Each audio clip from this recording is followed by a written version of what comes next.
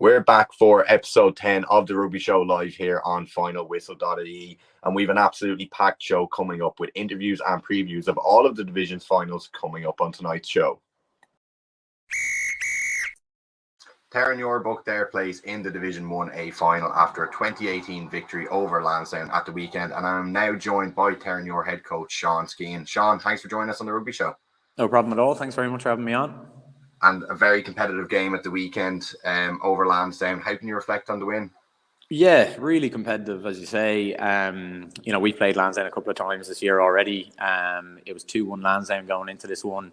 They'd beaten us in the Leinster League pretty well before the AIL kicked off, and then they beat us in Lakelands again pretty well, 39-26. We managed to get them a couple of weeks ago at the back pitch in the Aviva, and that was probably a big momentum turn going into the fixture. I think for them, to be fair to Lansdowne, winning the Leinster League gave them an extra game against Clontarf just before the season started. As a result of that, they qualified for the Bateman Cup. They had to play Armagh in a semi-final, then had to play Young Munsters in a final, and I think those games, adding on to the load that you have in the AIL season, probably took a bit of energy out of them. They've got guys involved in the pro game as well with Leinster and Connacht, and they've guys involved in the under-20s. I'd say, and then both teams are obviously going to have some injuries. So I think just coming into that one, we had probably become favourites, and obviously having it in Lakelands was a big plus for us. Having said all that, I thought the way they performed in the game was really, really impressive. And we had a bit of a point of difference, I think, at the scrum time. They got a lot at the breakdown, I thought, and they looked dangerous. Like, they scored 2 tries, we only got 1. Charlie at 10 missed 2 kicks that probably on another day he wouldn't, that's not, thought he played really, really well. But I just think, things just kind of went our way ultimately in a 2-point game, and it could have been either side going through. Obviously, we're delighted with it.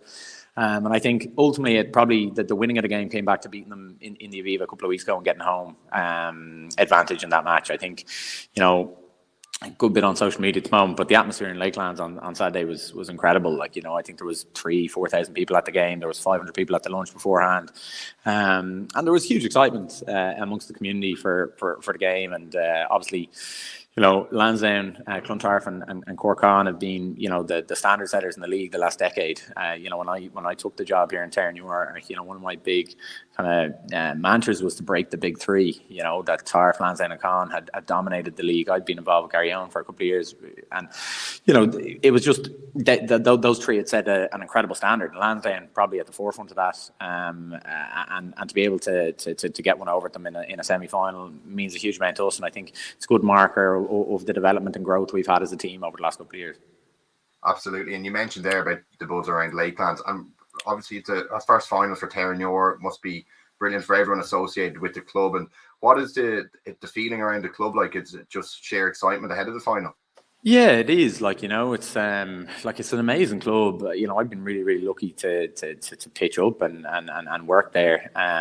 They've got 6 men's teams, 20s teams, youths, Terenure Tigers for players with special needs, and a kind of vibrant minis girls section as well. So we're unique as well, I think, in the fact that we're on the same grounds as the school. I'm in here at the moment as a teacher, so it's a very unique kind of melting pot there. And going into this one, we obviously would train a lot and kind of play with the first and seconds. And seconds have had an unbelievable year. They went on and won the Metro League and the Metro Cup double. Friday night, actually, it was just before the game on Saturday. It was us versus Tarf in the 100th Metro Cup final, and we managed to just sniff that one. That actually, I think, had a big part to play. Our whole squad was down there for the Saturday game, cheering on the lads. And I think any nerves or emotional energy we would have spent in preparation for the Lansdowne game was spent in the final couple of minutes of that Tarf Metro final. Tarf were very unlucky to fall on the wrong side of that. So, and then the Saturday, like you say, we've had unbelievable crowds all season. The fan base of the club is incredible, and we've got more and more kids probably from the school, and maybe people who over the last couple of years have fallen away from the club a little bit. Obviously COVID had a part to play with that, but it's been bumper, and this Saturday was the culmination of that, and hopefully now one more to go. Obviously we'd like it in Lakelands, but the Aviva will be a special day for the club, and first final, so we just got to make sure that we represent all the good work that's going in behind us, and give it our very best effort on Sunday.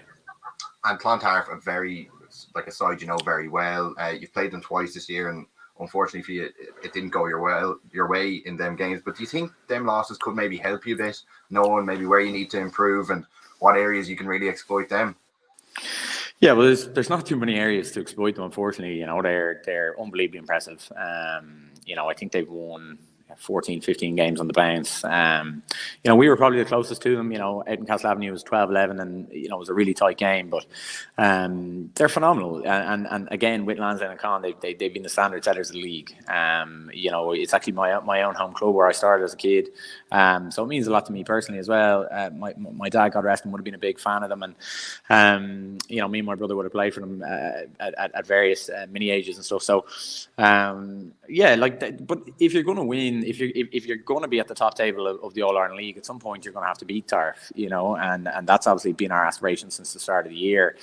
It's an unbelievable challenge, of course, and one we're really excited for. And we just feel that rather than exploit them, we've just got to be the very best version of ourselves. If we can do that, I think we've got some really special players and a really special team that can match with Tarf.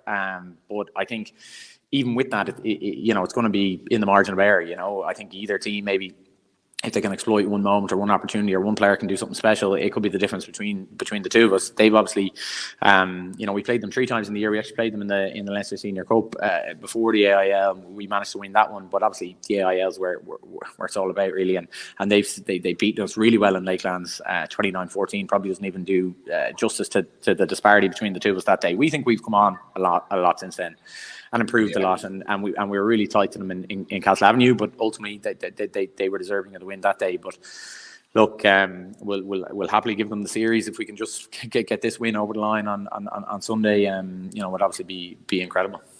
Certainly, and it'll definitely be a game of the ages and hopefully a classic for everyone watching. Sean, thank you so much for joining us today, and all the best. No problem at all. Cheers, much appreciated, Luke. Joining us now is Chairperson of Marketing and Clontarf PRO, Sam O'Byrne. Sam, welcome to the Rugby Show. Thanks, Luke. Good to be here. And an absolutely massive weekend coming up now. And that game against Terenure in the Aviva Stadium, what's the feeling like around Clontarf? It's pretty special. We had a great day on Saturday. It was a combination of what's been a good bit of work from everyone behind the scenes. But I spoke to a couple of people around it. I think the last 2 years, with people not being able to go to live sports, stuff like that, and also about a sense of community and stuff, they sort of came together perfectly on Saturday.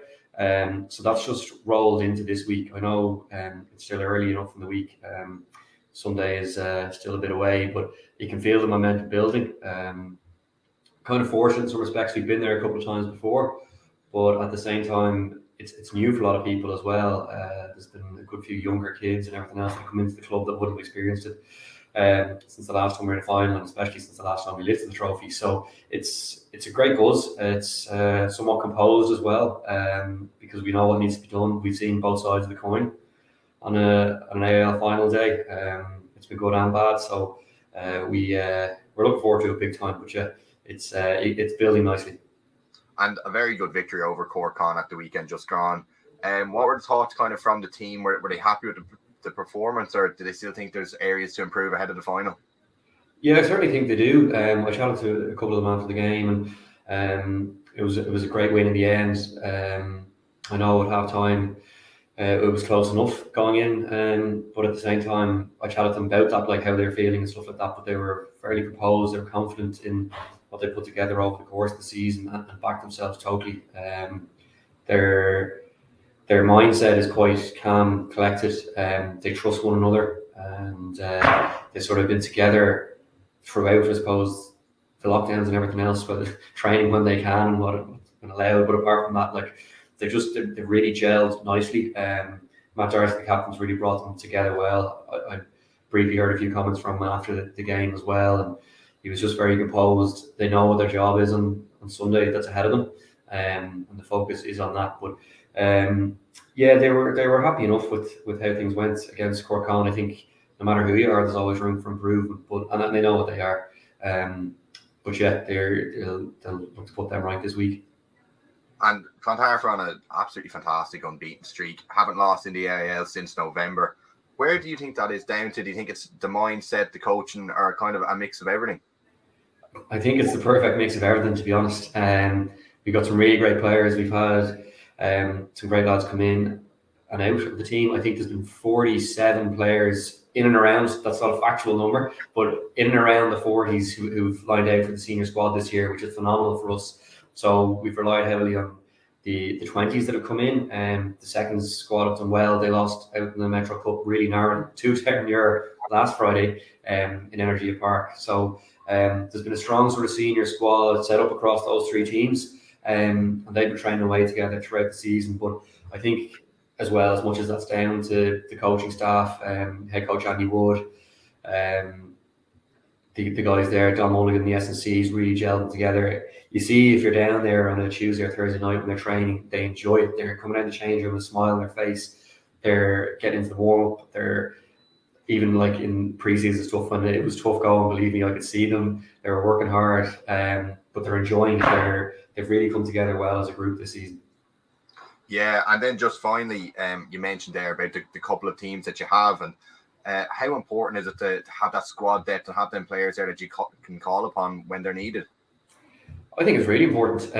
It's something with seconds rugby downwards. Sometimes you can struggle because rugby becomes sort of something you like doing rather than really commit to, which can be a challenge. But we've been really fortunate this year. Ian Smith, who's the seconds coach, has really come on board and brought in some really good players that have really backed that. And even if they're not involved on a Saturday, they've worked hard in training. They've tested the 2023 they're involved in the AIL games, so it's been really great. And our 20s have been great as well this season. A good few of them stepped up as needed because, as I said, the amount of players we've used, that's been drawn not just from the core group of first team senior players. We've relied on those, our 20s, we've relied on the seconds team to come in, so it's been really good, and like it puts us in a really good place for our 20s coming through as well. They can see that there's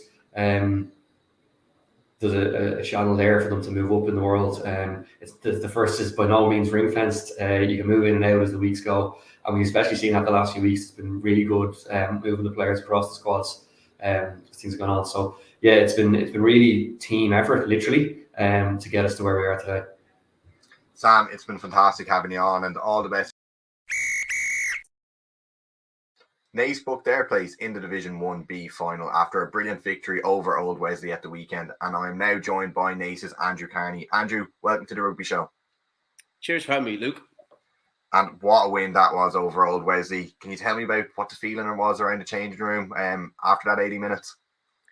Yeah, I suppose one of the feelings was relief anyway, considering the way the last 10 minutes went. Going into the last 10 minutes, we were 20 points in front. I wouldn't say we were cruising because, Wesley are massively dangerous, and every game we have with them is always kind of, 1-2 score games. So I wouldn't say it was done and dusted, but definitely a feeling of relief, but obviously massively happy to take the next step in our journey, Yeah, and then kind of preparing for this week ahead, you've Shannon, their side, very well. You beat them 38-29 the last time out, and does that kind of play into your head, or how's preparations really going for the weekend? No, I don't really think it comes into it at all, Luke. Like, at the end of the day, we just we have our own game plans. We know if we can stick to them and perform to our best, it doesn't really matter who's on the other side of the pitch, At the end of the day, we're loving playing the way we're playing, and we're really enjoying it. And I think that kind of tells on the field. I think the lads are really enjoying it and just buying into it all, And then at the start of the season, like as kind of management and coaching, did you sit down with the lads and put together, let's say, goals or realistic targets for the season ahead? And was promotion one of them? You could kind of love to say that you have these goals, but like definitely one of our top goals as a unit was just to finish top 4. So definitely the box has been ticked on that. But as the season went on and a few of the performances we had, you can kind of tell that goal is starting to kind of change. So we were just happy to be in the playoffs. We had a great buzz around camp last week coming into Wesley. I really fancied us, really fancy us. Now I know Wesley's bet us twice this year, but I don't think we gave Wesley the respect in terms of how we played against them. We didn't play a full 80. So I knew if we could put a performance together that we'd be thereabouts, and we did do that, And you definitely did do that. And I suppose the prospect of Division 1A rugby next year, and what's the mood around the club and the buzz around the town like ahead of the final?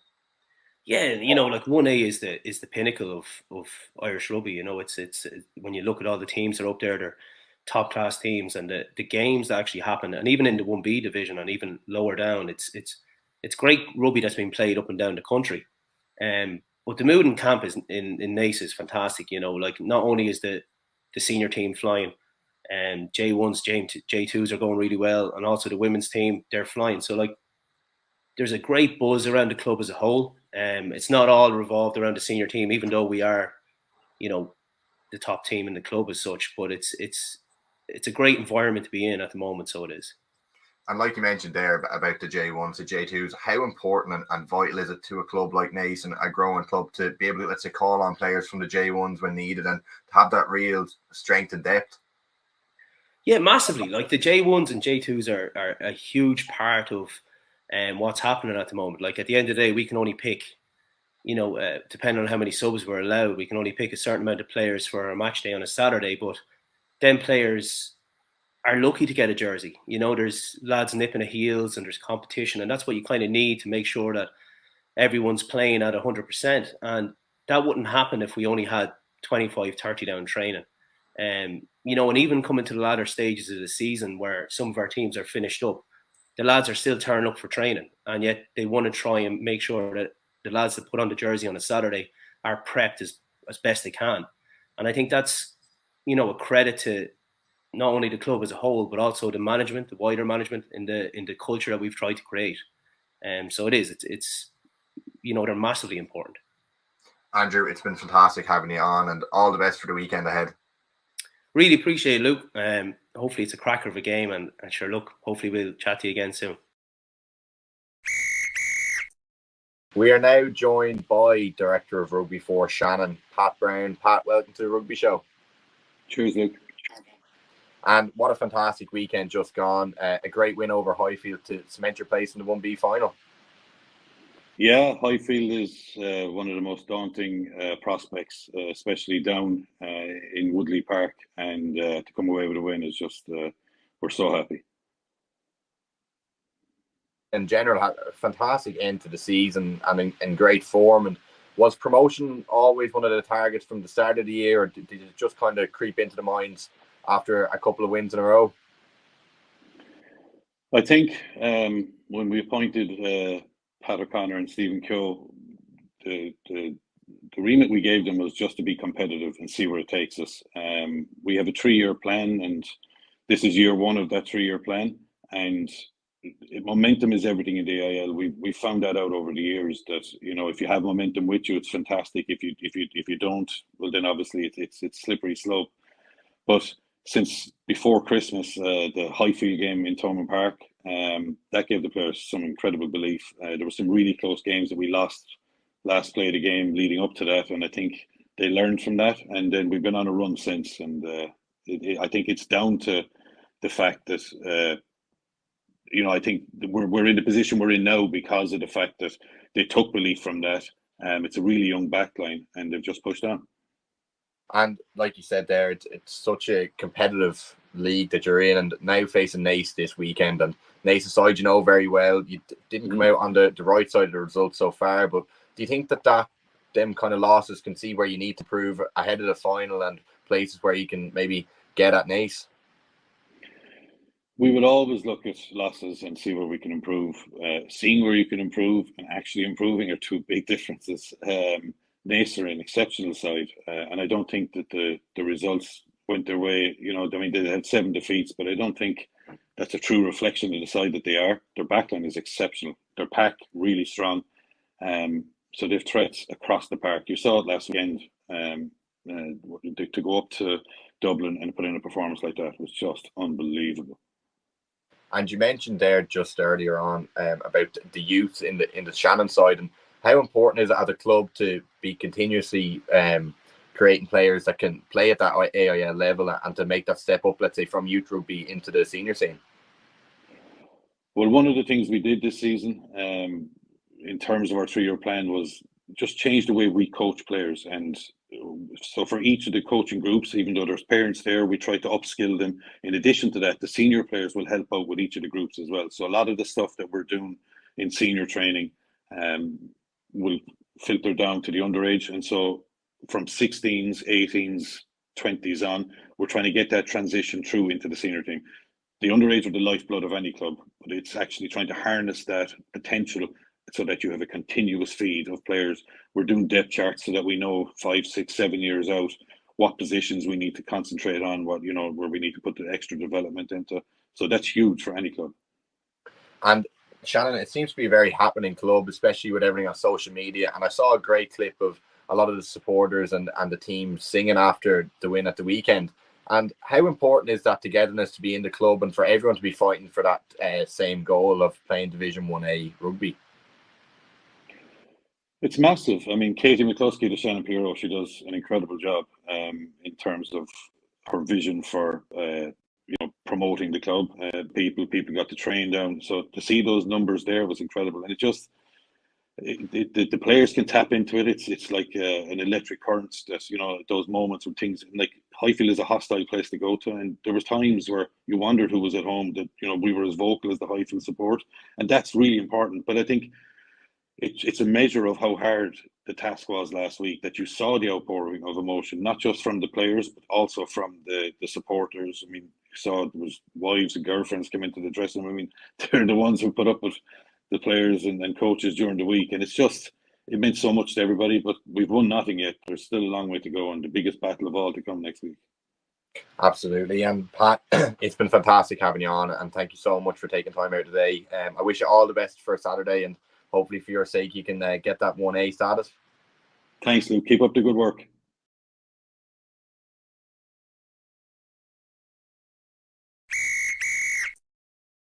Queen's University booked their place in the final of Division 2A after a massive 82-14 win over Ballymena in the semi-final. And joining me now is Queen's University Ritchie McMaster. Ritchie, welcome to the Rugby Show. Good man, look, thank you. Thanks for having me on. And a huge game at the weekend then in the semi-final against Ballymena. I know you did lose them the week before, albeit with a slightly understrength team. How impressed are you with that win? Well, I think, to be honest, I would have taken a 1-point win at the end of the day. I think all the boys would say the same, but I think it's one of those games where we get a few bounces of the ball early on and our confidence just skyrocketed from there. And thankfully, as I said, you know, we just able to put a few nice things together in the first half, which just settled the nerves, and then in the second half just built upon the strong foundation. So yeah, no, listen, we'll take it definitely. Wasn't expected at all, you know, and we know this week will be a tougher encounter, obviously, but yeah, no, we'll take it definitely. And obviously a former Ballymena man you are as well, Ritchie. Was it almost bittersweet at times, or you're fully focused on Queens?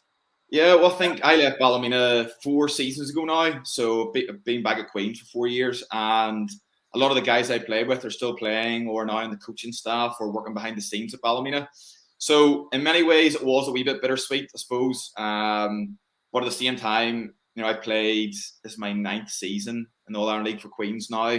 I've played 3 at Ballymena, so I'm probably more of a Queens man through and through, you know. Yeah, and then you've had an absolutely incredible season, 16 wins, and you really set the tempo from the off in the division. If I can bring you back to maybe the start of the season, did you all sit down and really say promotion is our goal this year, or were you just kind of taking that a game-to-game basis? I think, to be honest, I think promotion has always been our goal for the last 2 to 3 seasons, even before COVID.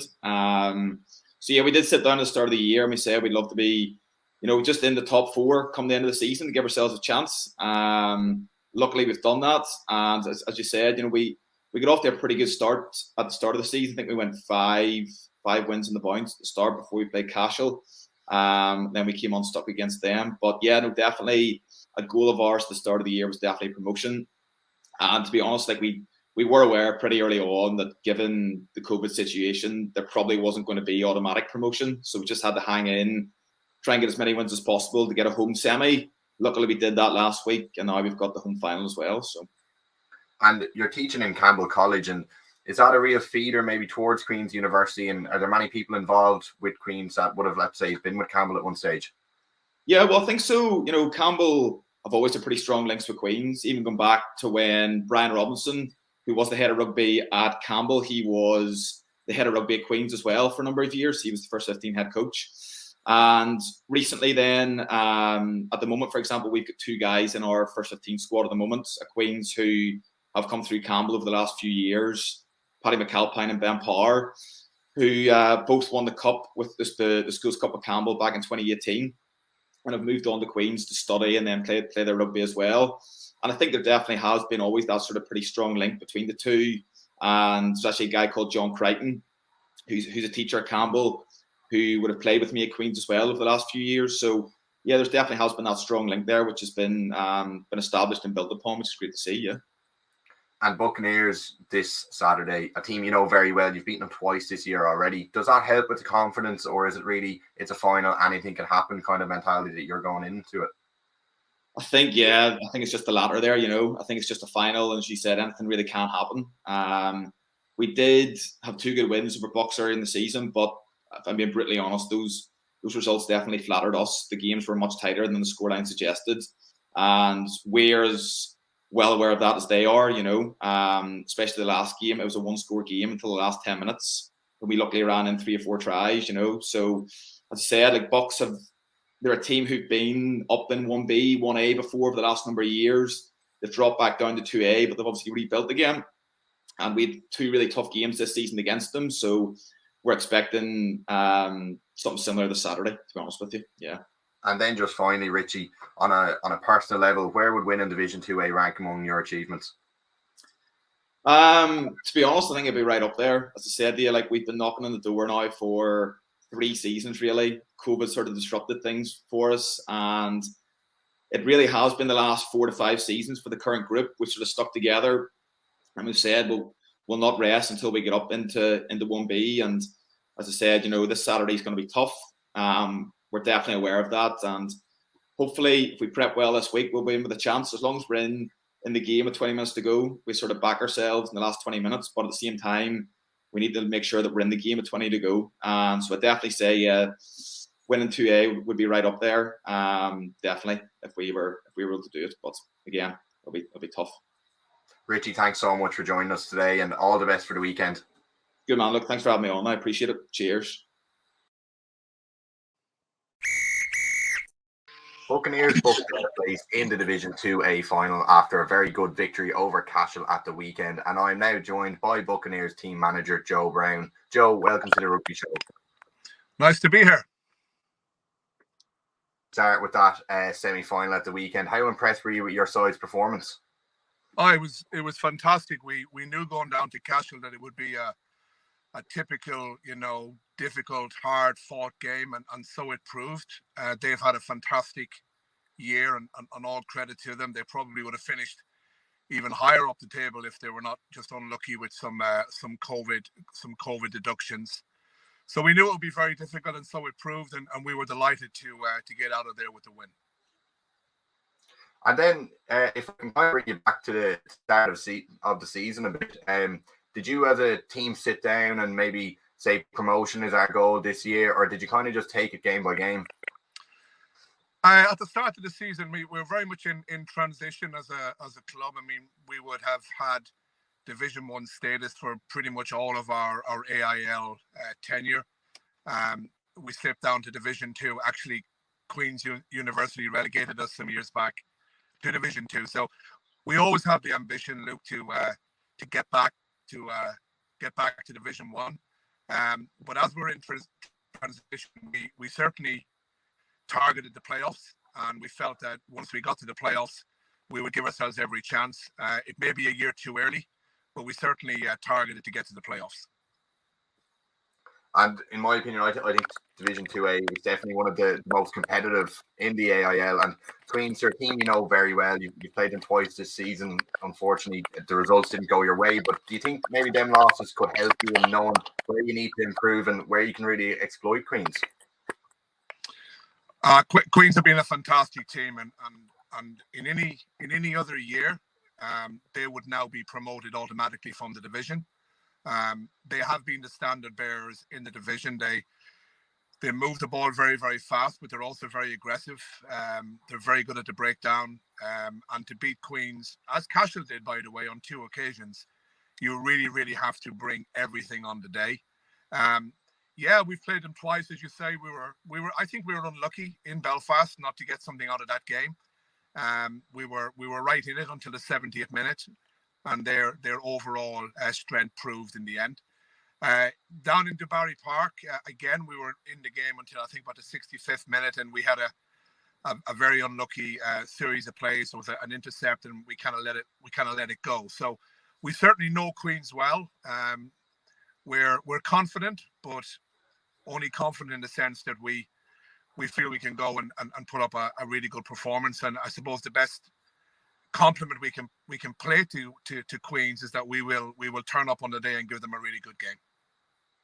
And then in terms of the club as a whole and the excitement around the area, what's the feeling around the club ahead of a big final and a chance to get back into Division 1B?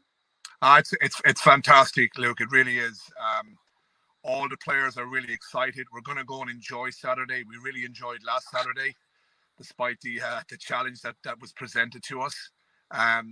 We've had a really, really good year. Our junior team have been very strong in Connacht this year, getting to the cup final and the semi-final of the league, which has been something we've been pushing for a long time to strengthen the depth in the club.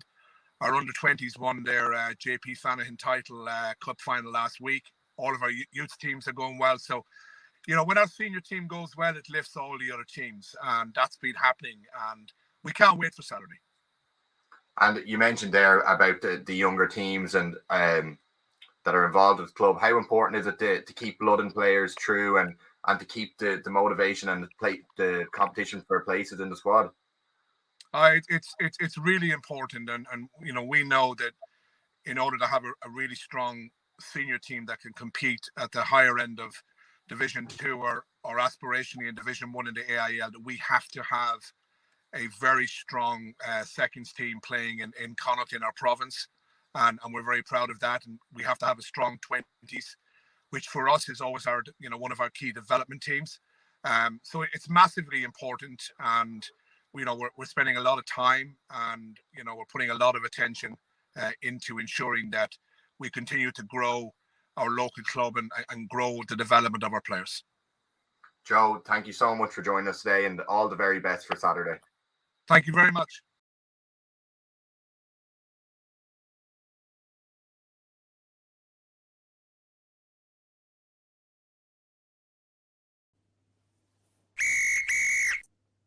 Blackrock College face Greystones in the Division 2B final this Saturday, and I am now joined by Blackrock College assistant coach Stanley McDowell. Stanley, welcome to the Rugby Show. You're very welcome. Delighted to be here. And what a fantastic win that was at the weekend over Belfast Harlequins. What did you make of the result and the overall performance from the lads? I guess an easy sum up. It was a long time coming for us.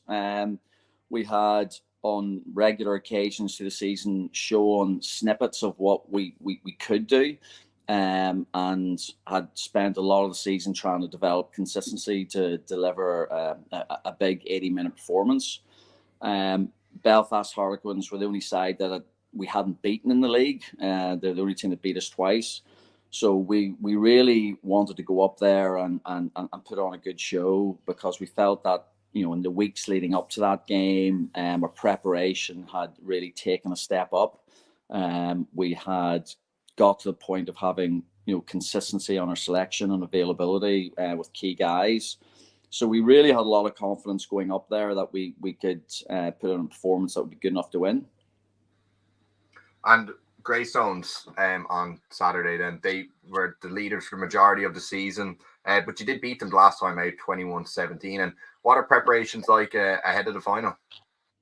They've been very, very good. Well, what we've done over the last few weeks, because we've been, when you get a bit of form and a bit of consistency, you really, really don't want to deviate too much what you're doing from week to week. So we've tried to mirror this week what we did last week, and last week was pretty much mirrored on what we'd done a couple of weeks prior to that. And the boys around the preparation, length of training, what we've done in the training sessions and match day. So we're in good shape at this point, halfway through the week. Really looking forward to it. The boys are really looking forward to it, because to go on the road to Belfast and not just get the win, but it was the manner of the performance, and especially in that first 40 minutes, because not an Achilles heel, but something that had some disappointment for us on a number of times throughout the year was how we started games, and we were always in the games due to how we came back into it. But we started really well in Belfast, and that's really provided a lot of confidence going into this week, because we'll have to up it again, really. And it's been a very long season since it kicked off in the first week of October. And if I can bring you back to maybe to October, was promotion always the target from the offset, or what kind of goals did you set in place for the lads? When we got round the lads round the room, we really wanted to hear from them what they saw as their goals, and we wouldn't have been unique in this, that this had to be player driven, because you want them to set an agenda for themselves around what their targets are, their goals are, because you'll get ultimately a better buy-in from the extended group. When the season has its difficulties through injuries, through players unavailable, results not going your way, so all these things are factors. So it's really important that the goals that we set at the start were player driven, and 100% the target was to get promotion, and we knew the early half of the season was going to be very problematic for us, because the country as a whole, in all sports, but I know, now that we've been around the country at the different clubs, there was a lot of suffering in the back of COVID, around just players wanting to play the game again. The effects then of the player group coming back, having not been involved in contact sport, it impacted on us really quite badly. And there's periods in that lead up to Christmas where we would have had 15, 16 people training, preparing for an All Ireland game that weekend. So we had challenges. We knew that would be a case in the run up to Christmas, and in fairness to the core group, they stuck to their task and got us through into the new year, when really things that we implemented to try and achieve those goals, from a style of play, from our measurements and what we wanted to achieve within the game from a performance point of view.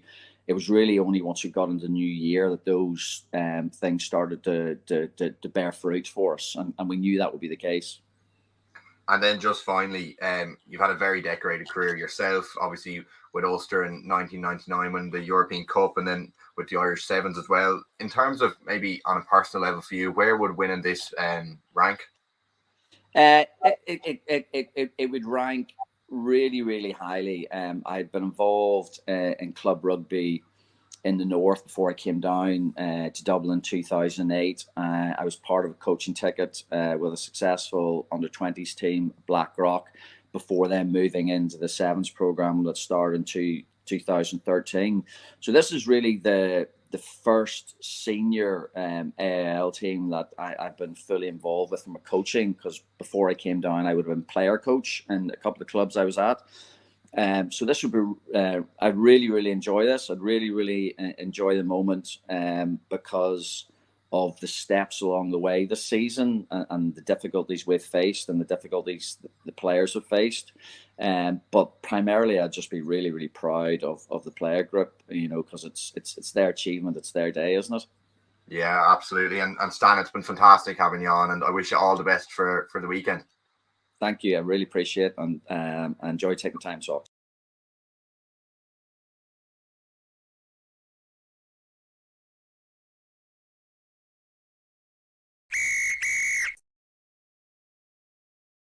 Enniscorthy plays Skerries in the Division 2C final this weekend, and I'm now joined by Skerries' Ross McAuley and Enniscorthy's Tomás Stamp. Lads, thanks for joining me on the Rugby Show. Yeah, no bother. Thanks for having us. And Ross, I think I'll just start with you. great result against Bangor, 32-29. Very narrow game. You beating each other once each before going into the match. And how do you feel about the result in general? Oh, we're absolutely over the moon about it. I mean, it was really in the balance up until the last minute and a half. We'd actually gone behind with 2 minutes left, and just had one big play left on us, and that got us back up there and got over for a try in the last play of the game. So the boys were absolutely buzzing. We were delighted, yeah. And then Tomás, you've beaten Tullamore twice already this season, and I think for a lot of neutrals looking in, people had maybe looked at just the results. Did you expect it to be such a close game, or that's what you were kind of anticipating? Yeah, well, we played Tullamore started the season there up in their pitch, and it was a battle as well. That day as well, we only scored in the last few minutes of the game to actually win the game. They were leading for most of the match, and it was similar enough the weekend. We were lucky enough just to pull through in the end, but anytime we've played Tullamore in any of the recent past, it's been a big battle with them, and they always put it up to us, and we just got over the line, I suppose. And Tomás, you've had a fantastic season so far. I think it's 17 wins now in the AIL. And if I can bring your memory kind of back to the start of the season, was promotion something that you'd maybe sat down and spoke about as a group, or did you kind of just take it one game at a time? Yeah, I suppose when it all got called off with COVID a number of years ago, ourselves and Skerries were up around the top of the league there, and I suppose that was in both of our eyes trying to get promoted. So yeah, it would have been in our mindset coming in, and it would have been a goal for the year to get into a position where we're putting ourselves up for promotion. So I suppose we managed to get there, and it's just trying to follow through on it now. Absolutely. And then Ross, it's kind of similar to what I said to Tomás at the start of the season. Yourselves, you had a very good season as well, 14 wins. And did you sit down as a group maybe collectively at the start of the season and say, right, we need to get this promotion, or was it just a case of, like I said, Tomás taking it one game at a time? Yeah, I mean, you always use that cliche, one game at a time. It's cliche for a reason, but yeah, same as Tomás. No, we would have sat down and said that was the aim, because the previous couple of years before it all got called off, it was us and Enniscorthy up the top. So we kind of hoped that it would get back to that. We knew the Enniscorthy boys would be there. We just wanted to try and be up there as well. So it was definitely the aim was promotion and to be in the mix at the end of the season. Yeah. And then I suppose, Ross, how hard is it to kind of keep the motivation? Obviously a very big win at the weekend. And then what is it like kind of training and getting ready for Saturday's final? Is it hard to keep the excitement down, or what are you as a group kind of feeling? Yeah, there's definite. I suppose there was excitement from the weekend, but we have to put that behind us now. That's only a semi-final. We'll probably have a week of organisation. Of course, you're feeling a bit of pressure now, but it's kind of like it's a privilege pressure rather than one of negative, because it's the pressure you want to feel. It's the end of the season. It's in the business end of the league, so. We'll just have a week of organising ourselves and just trying to, keep everything calm enough as well, because you don't want to overhype it too much either, because then you can kind of work yourself up a bit too much, I suppose. And then Tomás, I think Enniscorthy as a club, kind of looking over the last couple of years with the Towns Cup win, they've seemed to progress massively. And as someone so involved with the club, is it a real happening place now? And what's the buzz like around the club coming into the final? Yeah, there's great feeling up around the club at the moment, and I suppose that's following on from last number of seasons where we probably have been lucky, in one sense that we've group players there who are competing, but that's all been driven on by the support of the club and the support of underage players and coaches and youth officers that are coming up and giving up their time to implement the plan that got to this stage. And our past coaches, Ben McCabe, Kieran Hurl, Ben coming in this year, Ben Mannion, and Decky O'Brien, who's always been around. So there's great excitement up there at the minute, but I suppose it's been a long time building to get us to this stage, and to be able to compete at this. So we're lucky. Yeah. And then Ross, kind of similar to you, what's the feeling around Skerries with that possible promotion on the cards to Division 2B? Is the whole club really excited about kind of what's to come? Yeah, absolutely. Yeah, I'll echo what Tomás is saying there. There's big support around the town. They're posting everything up on Instagram, Facebook, everything, just to try and get supporters out there and get as many people as we can to the game, because we know what Enniscorthy are going to bring to it, and we know what their crowd's like. They're very vocal. good support around the town. So there's a definite buzz around the town, bumping into people when you're out walking and stuff. So it's pretty cool, and hopefully, we'll have a good day. Yeah, definitely will be. And then I suppose, Ross, if I was to ask you maybe in 3 or 4 years' time where you'd like to see Skerries being and the level you'd like to be competing at, what would you say to me? Yeah, like, I mean, I don't think I'd be picking out a division or anything that we'd like to be playing. And as long as you're competitive and we're in an All Ireland League, just competing and, you know, in the hunt for silverware, that's what you'd like to see. Good numbers down the club, lads enjoying themselves. I mean, I'm not going to sit here and pick out a division that we'd like to be playing in 3 or 4 years' time. I've no crystal ball, you know. So that's what I'd like to see anyway. And then, Tomás, I might ask you the same question. Is it any different in Enniscorthy? Have you got real goals set out of where you want to be, or are you just happy taking it season upon season? I suppose I'd be echoing what Ross said there. It's hard to pick out where you want to be, but going forward, I suppose you're always trying to bring the younger lads on and drive them on to improve from what you're leaving behind, I suppose. And that's probably a big thing that we do believe in for the place when you get into our setup. We're looking for you to make strides and improve on it. But that's up to lads coming through, I suppose, and that's their baby, as I say. But yeah, it's hard to, as long as you're in the competition and you're playing well and lads are enjoying their playing the rugby, that's what you can hope for. And then, Tomás, on a personal level, kind of across your rugby career, where would winning on Saturday rank amongst your achievements so far? Sure, well, you'd have to say it would be the pinnacle, I suppose, for the moment anyway, definitely. It's their first couple of years playing in the All Ireland League, and to be in contention in our first couple of seasons is great. That's building a great excitement in the club, and yeah, it'd be great to win, not in the sense of winning, but that just for the lads that are on the team and the work that's gone in over the years, and for the younger lads coming through to see what winning is about, I suppose, and how their impact has helped us over the last couple of seasons, and how they're able to progress then from that. We're always looking forward to that, to bring people through the club and implement them back into the team when lads do retire and get older and get injured, I suppose. You know, so in that sense, yeah, it will be definitely up there. Definitely. And then, Ross, two sides that obviously know each other very well, Skerries and Enniscorthy.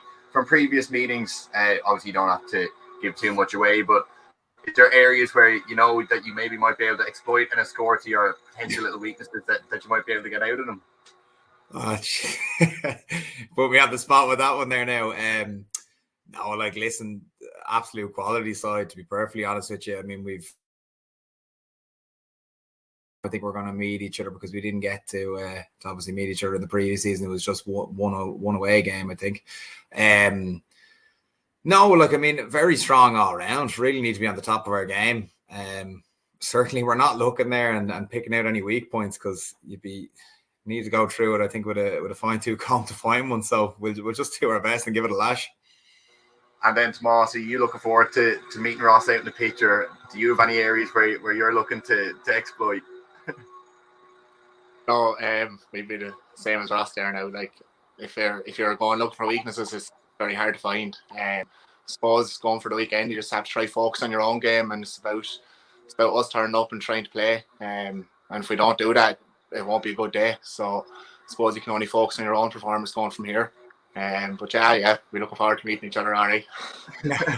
Lads, it's been absolutely brilliant you having me on the show, and I wish the two of you all the very best of luck for the weekend, and thanks again for coming on. Cheers. Thanks a lot, Luke. Bye-bye. Cheers, Naas.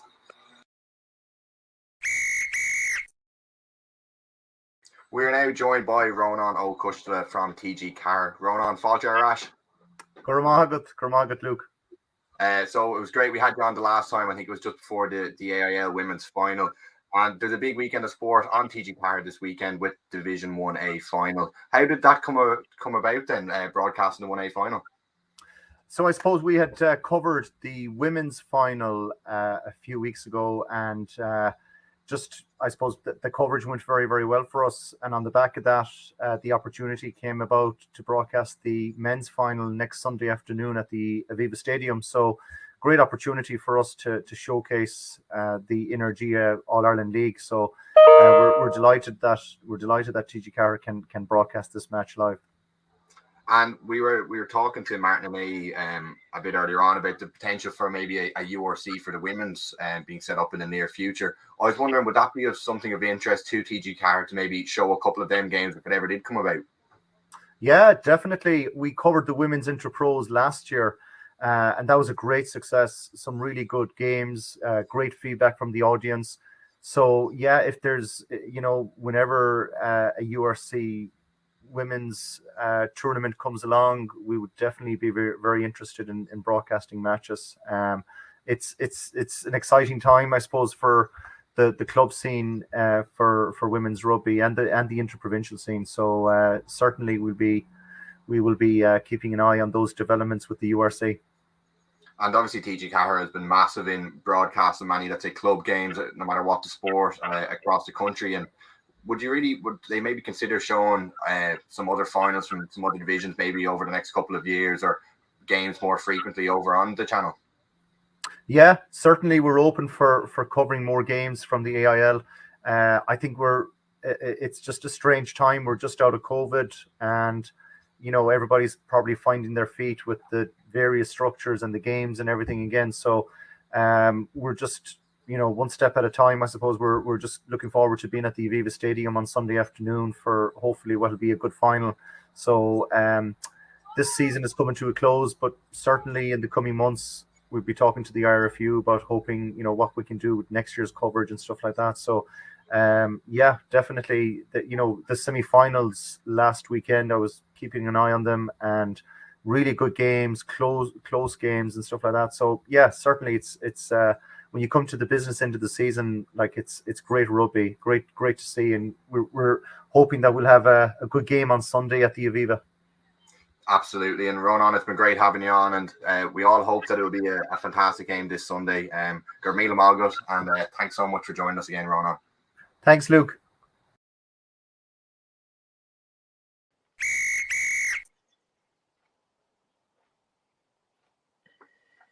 Sadly, that is all that we have time for on tonight's show, but make sure to tune in next Wednesday from 8 p.m. for a review of all this weekend's finals. Bye for now.